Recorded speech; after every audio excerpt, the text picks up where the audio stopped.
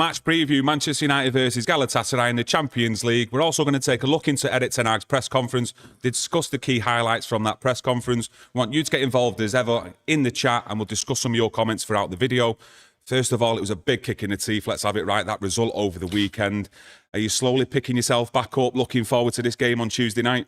I'm looking forward to the game. I don't think I've picked myself up, to be honest, and I don't really expect many people to have picked themselves up after that performance. The press conference there, what a take out of that, really. For the first time, there was an air, as I see it, of like pressure. He wasn't comfortable, he wasn't jovial.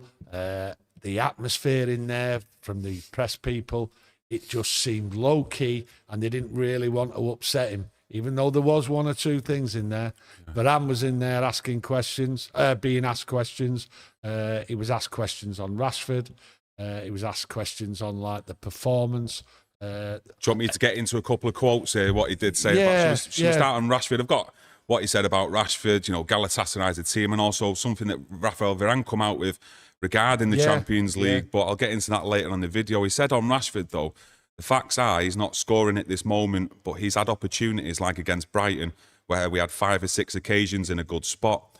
If he works hard and invests every day with the right focus, and if the team around him supplies and helps with his movement, then it will come. And Rashford is a player who's capable of scoring a goal in every game.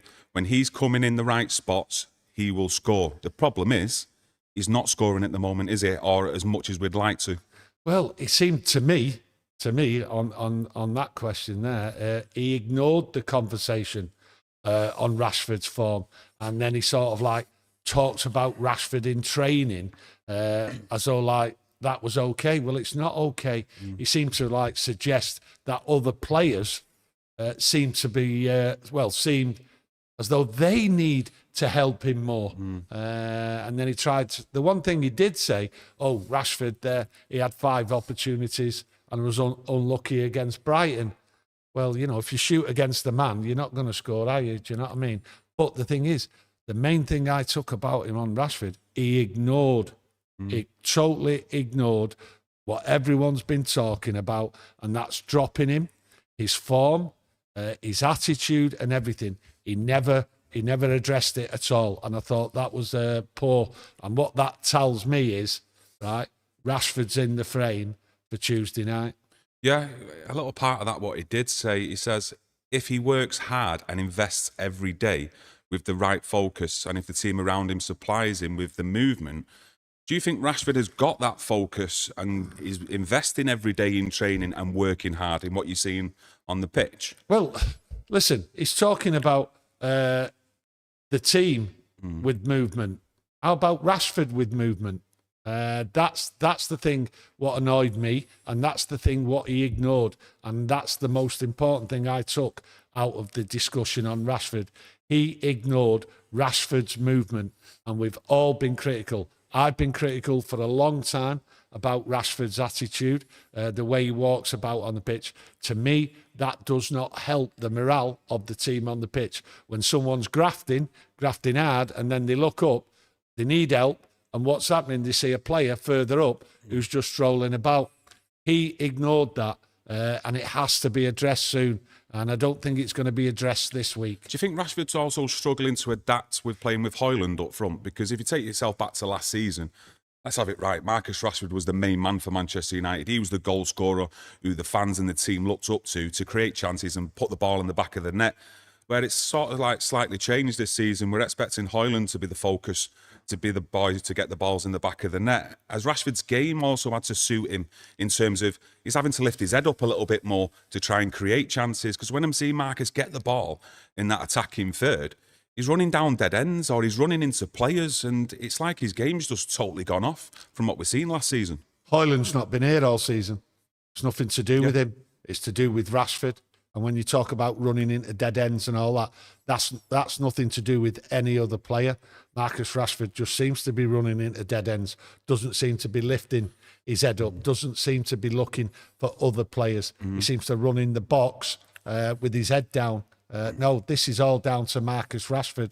It doesn't matter who he's playing with. Yes, he's played centre forward. Yes, he's had Marcel up there. He's been on the wing and that, but he's not doing it.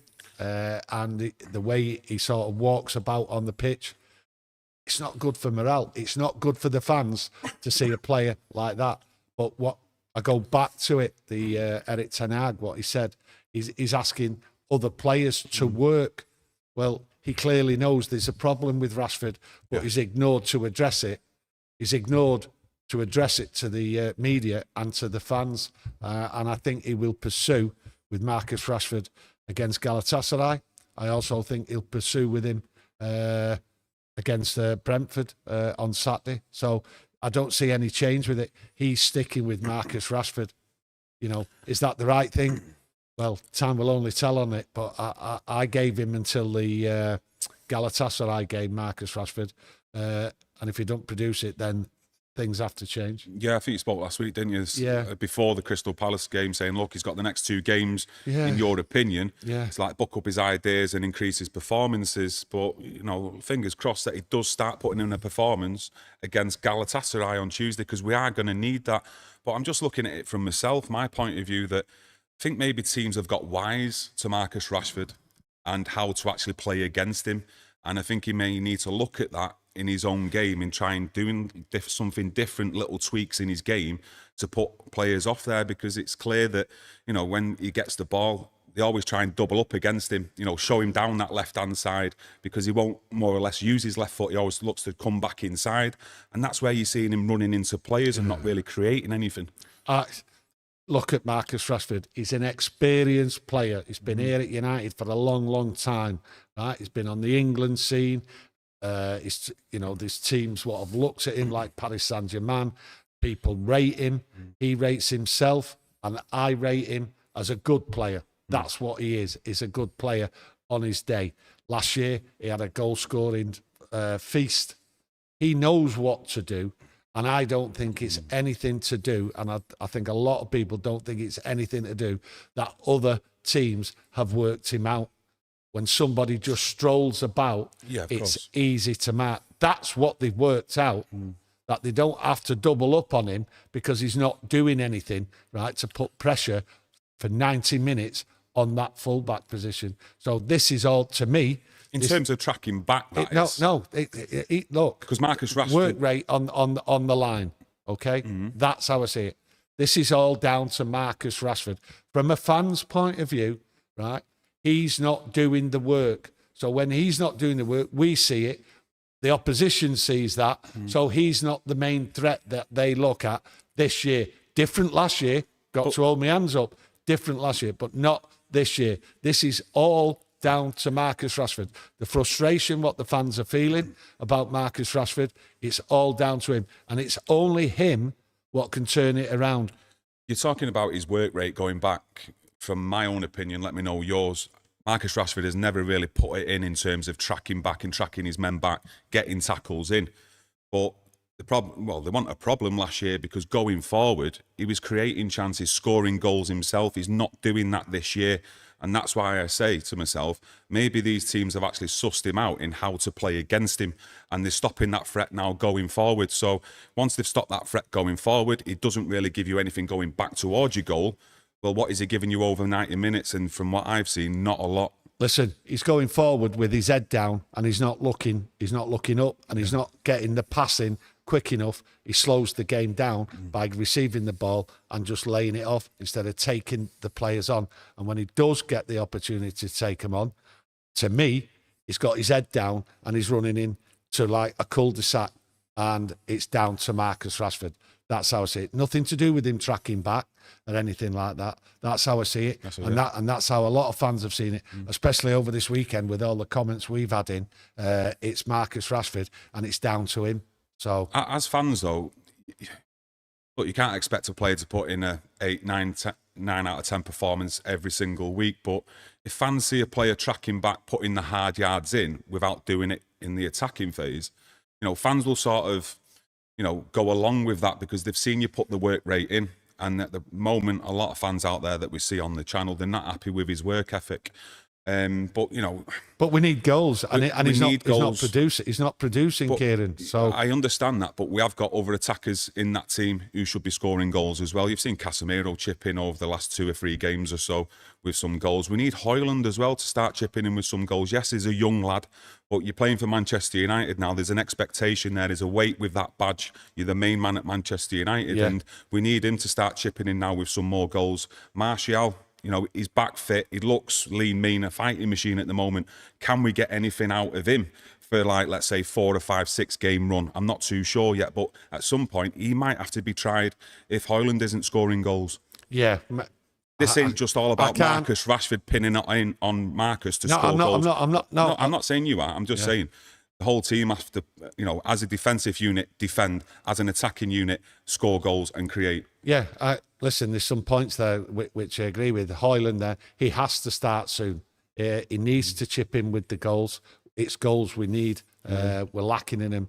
Rashford's not producing, so he has to start. When I look at Rashford, at the end of the day, the conversation has to be about him, and it's his responsibility. It's not on anyone else's shoulders. He's an experienced international footballer. He's experienced with Manchester United. He knows what to do. Yeah. And the fact is, he is not doing it. And at some point, Erik ten Hag will have to address it. And he ignored addressing it today. But that conversation will come soon. Do you think Erik ten Hag's reluctant now to drop Rashford? You know, with what you've seen in his press conference earlier. Well, he's not dropping him, is he? No, I get that feeling as well, as though he'd rather just keep playing him and hope that he comes through this poor period of form. And I'm not too sure whether that's the right thing to do. With some players, it's better off just putting them on the sidelines and letting them watch a game of football instead of, you know, keeping them on there with the pressure piling on top week in, week out, where you can sort of take them out the firing line, put someone else in like Garnacho who's hungry, ready for it, and see how they get on for, like, let's say, a run of 2 or 3 games. Well, if we continue the bad form we're on, Rashford strolls around the pitch and continues with that attitude, and Erik ten Hag continues playing in him, then Erik ten Hag's he's got no shout at the end of the day if someone lets him down and he loses his job. If he carries on relying on players who don't put it in, right, and we've seen it before, we've discussed it on here, where players have thrown managers under the bus. Interrupt you there. Do you think if he was to, let's say, hook Marcus Rashford, start benching him, do you think he's got it in the back of his mind where he could start losing the dressing room? Because he's a prominent figure, Marcus Rashford. He's one of the older heads, more experienced heads in that dressing room. No. And if you to drop him... No, he's dropped him before. He's had a big issue with him before. But what I'm saying is, if he continues down this line, okay, other players around there, and I do think this, that other players are not too happy at watching Marcus Rashford while they battle it out. To me, anybody in any team who's battling away looks up and sees somebody who's not putting 100% in, right, who knows better, then there is going to be problems. And the longer he leaves this issue, if Marcus Rashford's form continues to dive, because it is diving, he knows better than anyone. The fans were booing, okay, on Saturday, but what the fans were doing as well, and they've done it for the last couple of games, is chanting for Garnacho. Marcus Rashford can hear that, so he knows what that means. He knows that the fans are chanting, "You, get off." So he knows, so he has to shape himself.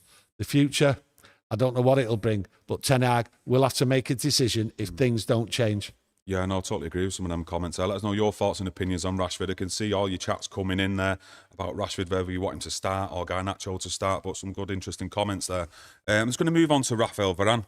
Obviously, he was doing the press conference with Erik ten Hag and he was asked about the Champions League and Man United's chances of actually winning it. And I'm going to read you off a little snippet here. I want your opinions and yours out there. And Varane said, yes, I think Man United can win the Champions League. The quality is in the squad. The competition is difficult, though. You have to take every detail. But we have a team with quality and a good mentality. We have to make some improvements. If it wasn't the start of the season we expected, but I still believe we can compete with the best teams in the world. Now, pinpoint there, he thinks the squad have a good mentality and there's quality in there. Do you agree with that? Yeah, there's quality. Listen, we all know there's quality in there. It's just not happening. I would expect. I wouldn't expect Raphael Varane to say anything different than we can win the Champions League in a press conference with the European press there on the eve of a European big night at Old Trafford. Yeah, must-win game. Under the lights. A must-win game. I wouldn't expect him to say anything different. So, to me, that, him speaking there, it's the right thing to say. But it convinced nobody. Yeah. It convinced nobody. Certainly didn't convince me. I knew why he was saying it. He plays for Man United, and that was the reason why he said it. Now, at the end of the day, as I said, the atmosphere in the press conference, right, to me, was a big worry. It didn't feel right. And after Varane come out with that, there was no change in mood. There was no uplift, as if to say, yeah, we can do it. We can win this. We've got the players. We've got the energy. We've got everything. No, he just said it, and the mood was just like everyone's shoulders down. Do you think because of the mood as well, it's sort of like a telltale sign of that's why he had Raphael Varane with him, an experienced head, and that answer that he gave there, it was from an experienced player, as you can tell in how he discussed winning the Champions League, also discussing the squad. Yeah, they were open to talk about Champions League and what it means and all that. But the thing is, the everything about the press conference today was, I can't wait till after the game to give it you, to ask these questions, to ask that. That, some of these press are open like United get beat, so they can come with direct questions and put pressure on Man United. That's what the press do. Remember this. There is nobody watching good news. There isn't. What they want is bad news, the press. Okay? And they're just sat there waiting. I've seen it thousands of times. And at the end of the day, the atmosphere was downbeat. Ten Hag was downbeat. But it won't be downbeat if it goes pear-shaped tomorrow night. But I don't expect it. I don't... What? Did you say it won't be downbeat if we get beat? The atmosphere... The atmosphere will be downbeat if we get beat, but I don't expect to get beat. But it's what the press want. It was a press conference, and we know their game. Yeah, no, with you saying about being downbeat, listen, right now, I can't really give anything positive in terms of backing an argument up or a statement of we're definitely going to win that game 100%, 110%, because of what we've seen since the start of the season. It's... Well, it's 30, problems, haven't we? Yeah, it's 20, 30 minutes of good football. Then after that, it always seems like we go behind. The mentality's not there, the character, to then get back into the game after the setback. So, in this one, we need to score the first goal. I think if we lose the first goal and they score first, I think we're going to end up with problems again like we've seen this season. But if we get that first goal, that's something that would be a big confidence boost for me as a fan, and I'm sure the fans out there, and the team as well going forward into the rest of the game.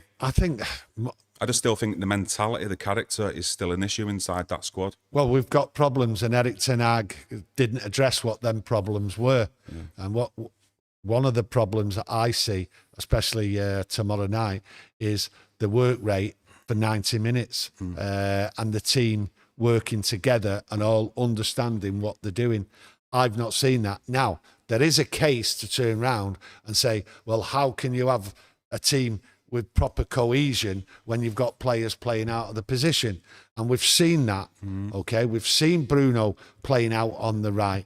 We've now had Amrabat play left full-back, and it's clear, even though we was upbeat about it before the game, that he'd be able to slot in there. It's not the case. And in European football, you can't tinker with playing players out of position. So at the end of the day, he's got big decisions to make, right, about these players, where they're going to play. And he has to get them playing together. That is more important. I want to see that. I want to see, like, what is this team? What going forward? What style of play it is?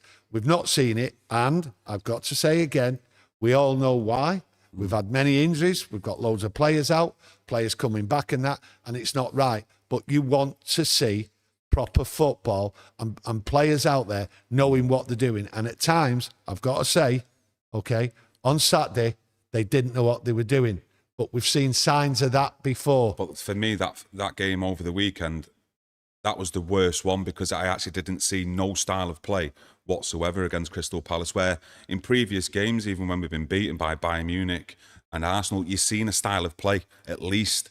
But whereas at Crystal Palace, it was like the players were running around, not knowing really what to do.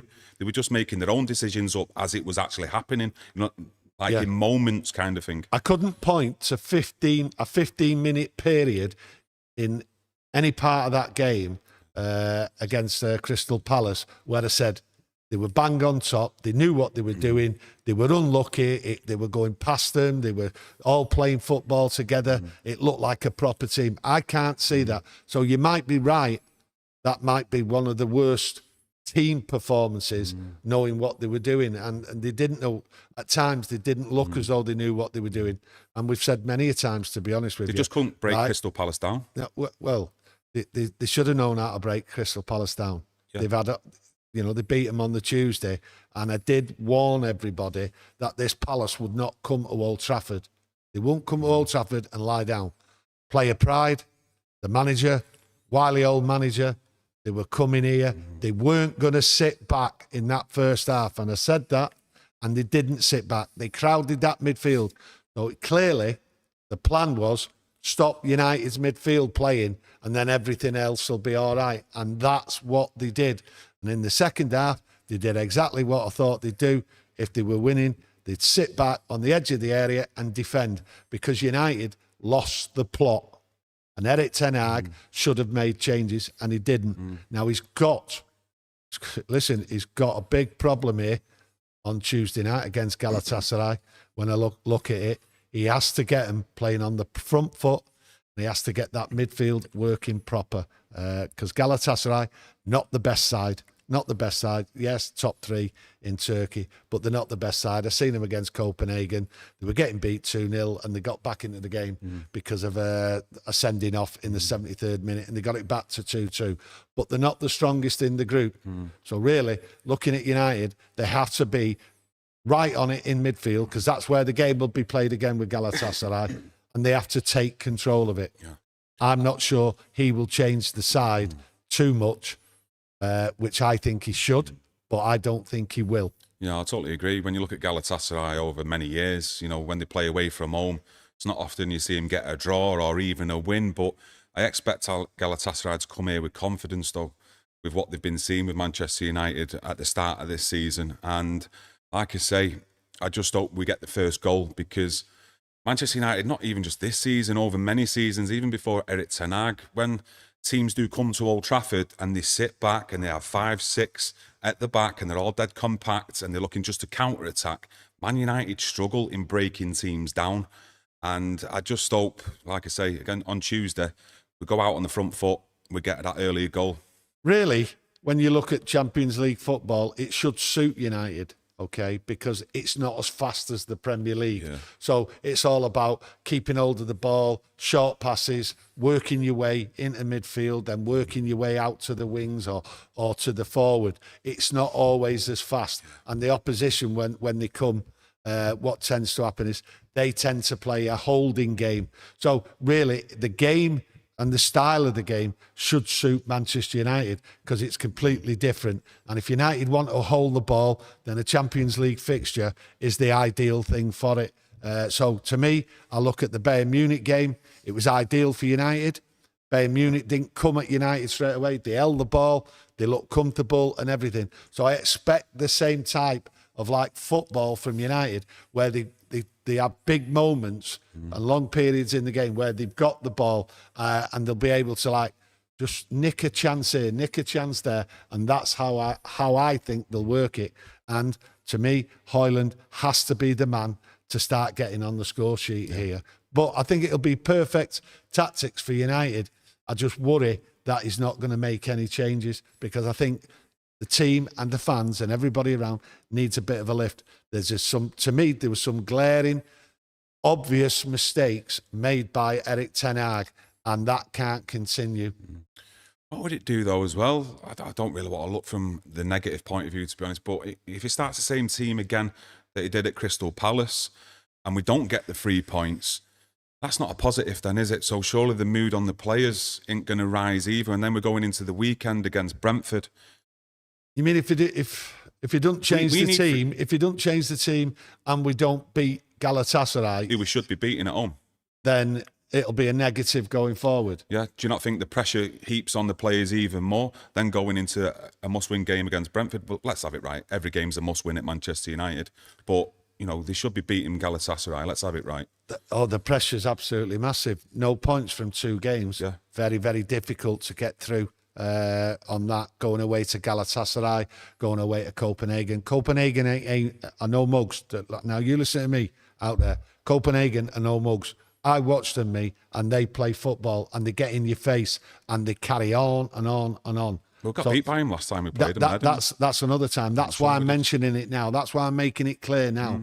We have to beat Galatasaray because I'm telling you, it will be tough against Copenhagen. So whatever thoughts you've got about it being easy or we should beat them and all that, this is a tough group now. And if we get beat by Galatasaray, I'm telling you, Champions League looks a fog. It just looks right out the window as far as I'm concerned, because the pressure will be so massive. I don't think the players and the club will be able to cope with it, with what's going on, especially with all the trouble we've got anyway. To heap more pressure on, I don't think they'd be able to cope. Yeah, let us know what you think. I'm still a little bit 50-50 whether he might change 1 or 2 positions in the starting 11, because I think you and Webby said it on your match reactions. We need a spark going forward. We need 1 or 2 players to inject some life into this team, going back towards our goal, but more importantly, forward, scoring goals. And, you know, for me, Hannibal, I just couldn't believe that he didn't get even a minute on the pitch. Maybe on the weekend. Maybe he's got it in the back of his mind to save him for this game. Maybe. He brought Mason Mount off early, who I thought was our best player on Saturday, me personally. But I think he was looking more towards this game, with Galatasaray saving his legs for that Mason Mount. Well, you know, I'd like to think that Hannibal would start, but I'm just not too sure. Maybe he is. I'd love for him to start. Listen, maybe he is saving him. Hannibal's got the legs, got the work rate in the midfield. And like I said before, I think that's where the battle will be for the first 20, 25 minutes. Yeah. And it's whoever wins that battle in the midfield. And probably, you know, you might have touched on something there. Hannibal might be back for it. But then again, I'm not sure what's happening with Regulion. If he's back, if he's fit, if you're out there, let us know. I've not seen this morning. I've been a little bit busy. But at the end of the day, if Regulion comes back, what happens to Amrabat? Does Amrabat go in midfield? Yeah. You know, does Bruno go out wide? Does he take Palestri off? These are little things. So just bringing Hannibal back into the fold, it creates problems on who's going to play here, who's going to play there. But it's the midfield.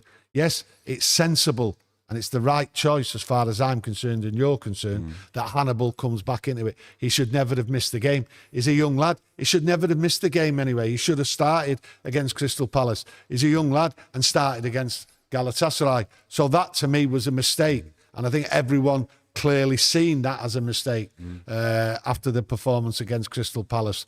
So, you know, Ten Hag's in trouble here. Yeah. You can't keep making big mistakes. Yeah. And at this moment, we need a leader in Erik Ten Hag, right, to sort it and get it right. You know, the trust is there. We talk about Erik Ten Hag wanting him to stay here for 3 years and all that. But if he keeps making big mistake after big mistake, and it was a simple thing to do by starting Hannibal, and he created a big mistake. That's how I see it. There was no need for it. He's a young lad. He doesn't need a break early on in the season. Looking at his running stats, especially against Burnley, they were phenomenal, weren't they? Well, if we see that, he knows that. So why didn't he start him? He shouldn't have any worry about Hannibal's stamina. That's the last player he should worry about. So, you know, there is a conversation about what's going on here, Erik Ten Hag. Yeah, no, I totally agree. Just going to go into the chat. Bexy says, we need to stick by Erik Ten Hag, though. Totally agree with you, my mate. Yeah. He's definitely the man for the job. Just one of them times at the moment, you know, poor form. And there's a lot of people with decisions on the pitch, the players, and even the manager at times, we've questioned his decisions. But with everything that's going on off the pitch, you know, the structure at Manchester United, the whole lot, it's just everything is just piling on the media. Yeah. And as fans, we've got to stick by him, because if we don't, and he did get sacked, it's just a rinse and repeat cycle like we've seen for the last, 10 years or so, with each manager coming in, getting his players in, following season, getting sacked. And, you know, do we really want that? I think he is the man for the job. It's just... There's no Erik Ten Hag getting sacked, okay? That's just like people out there. That's the media, everything. It's what happens. It's Manchester United. But results do need to improve, though, because it is a results-based business. We do get that. We know that, right? But if that's the case, then we can't use the excuse of injuries, this, that, and the other, and all that. So there is a case, right? Nothing's right in the camp.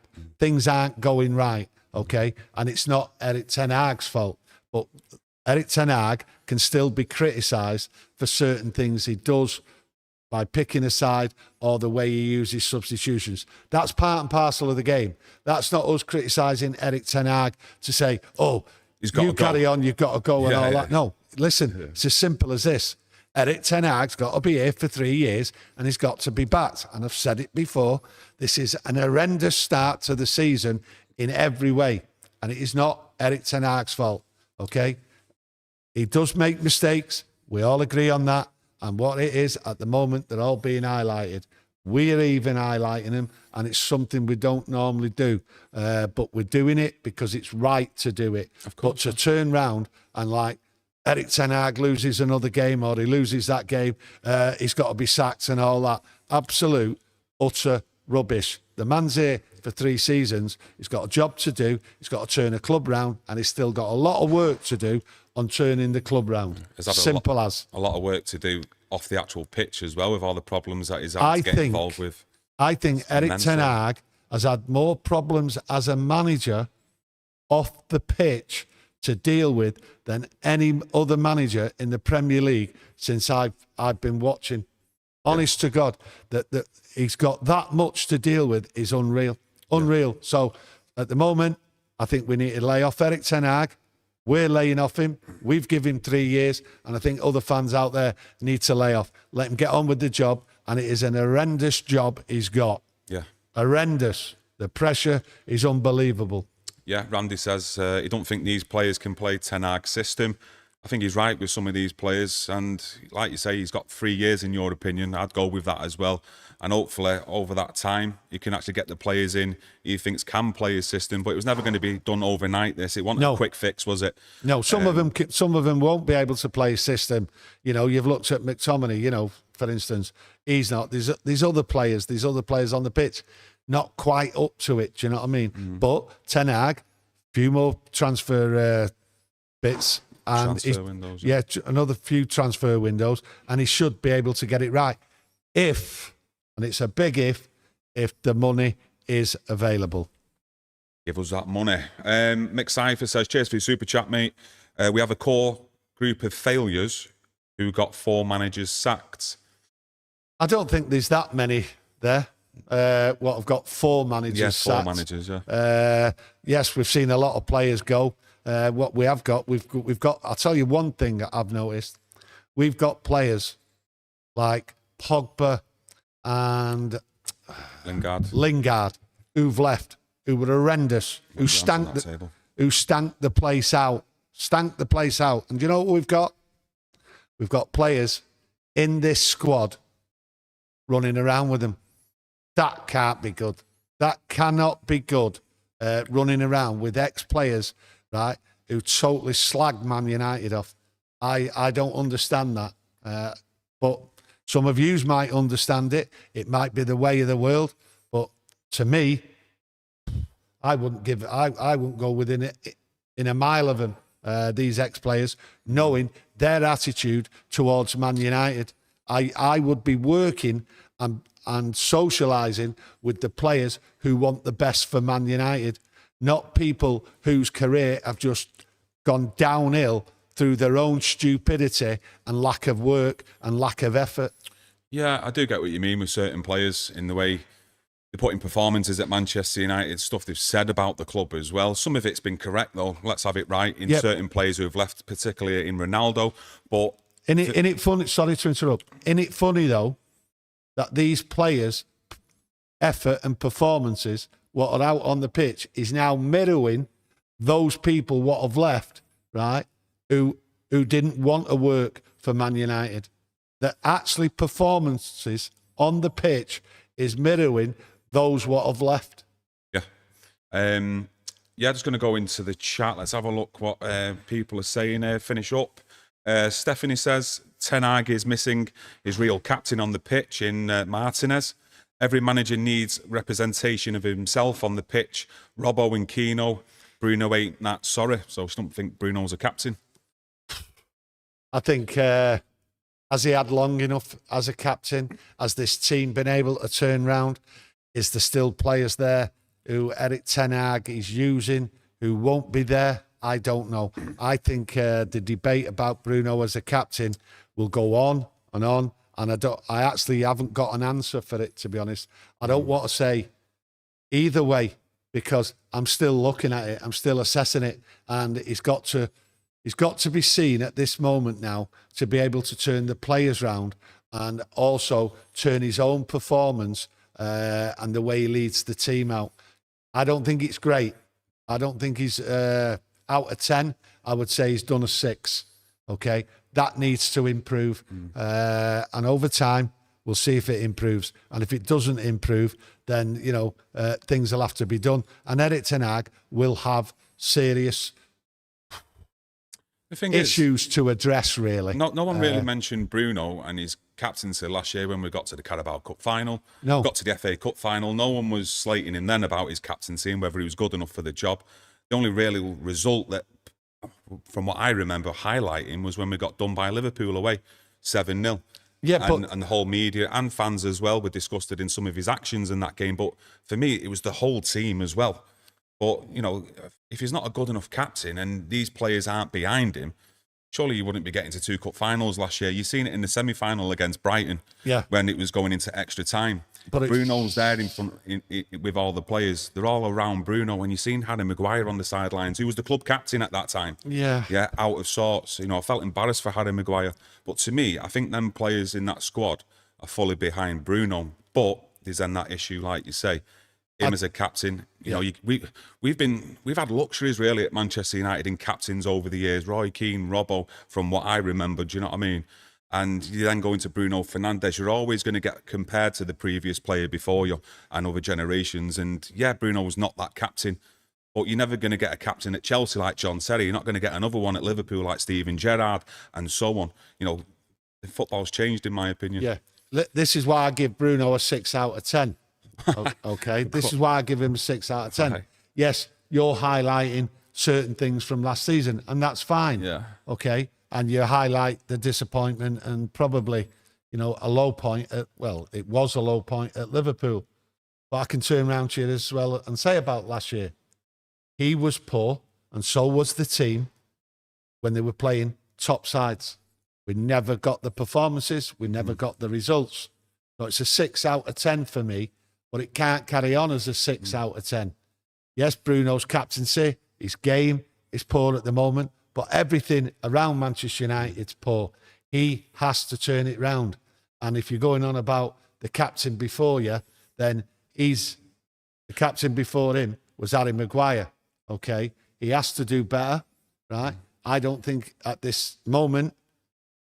The problem is, I think it's difficult for him at this moment, right?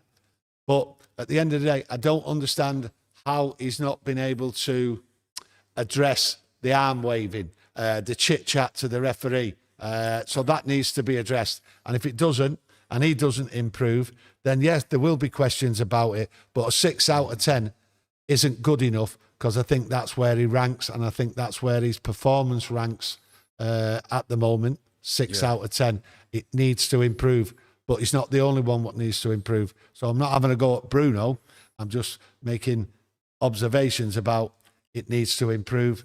And 6 out of 10 is not good enough to be a leader. No, I totally agree. We said at the start of the season, the two things we was more or less wanting to highlight and look forward to this season was the improvement away from home against the top 6, 9 sides. Yeah. Because the results weren't good enough last season. And also see how Bruno takes up the challenge of being the actual club captain coming up this season. And both at the moment haven't been good enough. I totally agree with you. But I want to wrap it up there now, to be honest with you. I want your score prediction now. Score prediction. To be honest, this is going to be difficult, this. Let us know your score predictions out there as well, please. Yeah. But I'm going to base this score at United to win 2-0. And the reason why I do that is because of the style of football. And I think United will control lots of periods of the game. I think Galatasaray probably will have 1 or 2 chances, but I think United will be stronger because they'll be more dominant in the midfield. I think they'll control it. And the fact is, that's why I'm going 2-0. I'm hoping Højlund gets on the score sheet. And to be honest with you, I think he might get 2 if the opportunity is to give him. And I go back to Varane. You know, Varane says the reality is Manchester United have not created enough opportunities. Now, that's Raphael Varane saying that today, okay, in the press conference.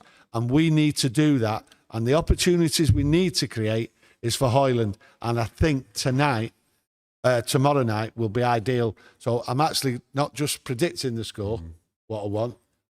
I think Højlund will score them both. Yeah, I do get what Varane said. If you look back over the games towards the start of the season, I do get that, even though we have had chances against like the likes of Wolves, Nottingham Forest, which we obviously beat, but we had chances against Crystal Palace. Højlund had a couple of glaring opportunities there. More chances, more opportunities he's talking about. No, I understand that, but at the end of the day, the opportunities that you're getting given anyway, you're not sticking them away. Oh, no, so you need to start sticking them away before you're getting more opportunities. No, that's true, that's true. Don't get me wrong, you can go out on your backside, you know, attacking the opposition, you know, shooting from there and everywhere, the goalkeeper making class saves.